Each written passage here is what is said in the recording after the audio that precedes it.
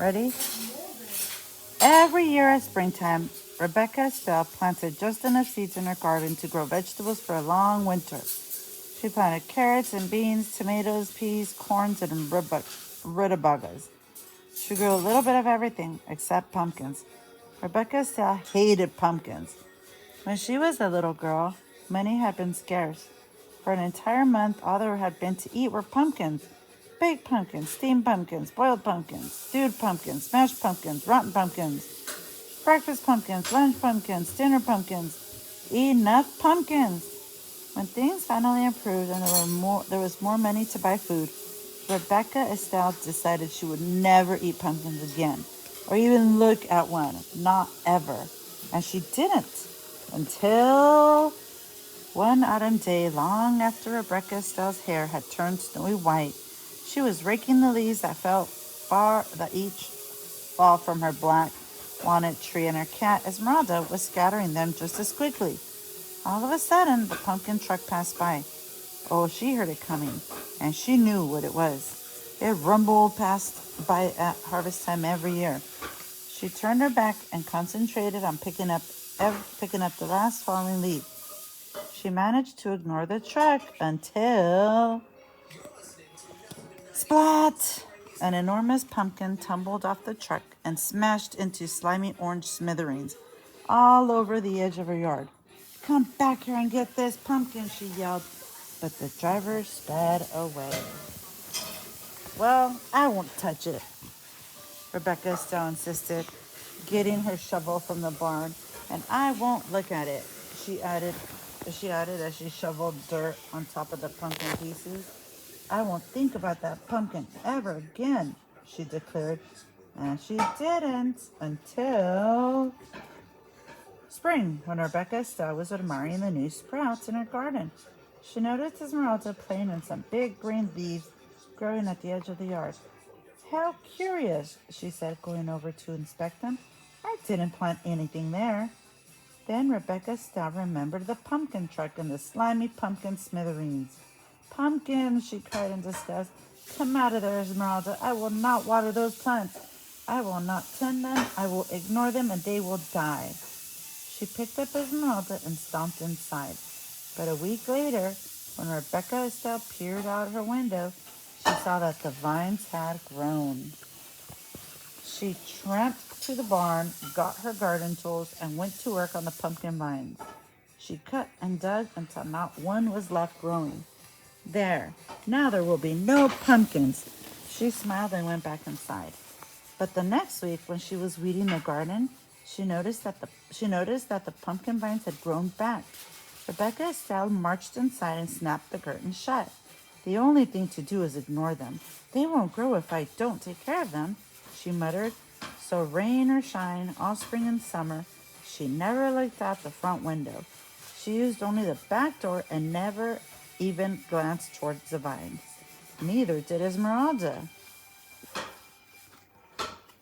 Rebecca Estelle ignored the vines so well that in time she forgot why she wasn't using the front door. Until one autumn day, when she and Esmeralda went to rake the leaves that fell from the black walnut tree in front of the house. Pumpkins! Rebecca Estelle shrieked. Pumpkin vines had twined under the bushes, over the bird bath, through the porch rails, and onto the rocking chair. The entire yard was a sea of plump, round pumpkins. Rebecca Estelle could no longer ignore them. She plopped down on the pumpkin nearest her, putting her hands over her face. Whatever will I do, Esmeralda? She cried. How will I ever get rid of all of these pumpkins? She thought and she thought.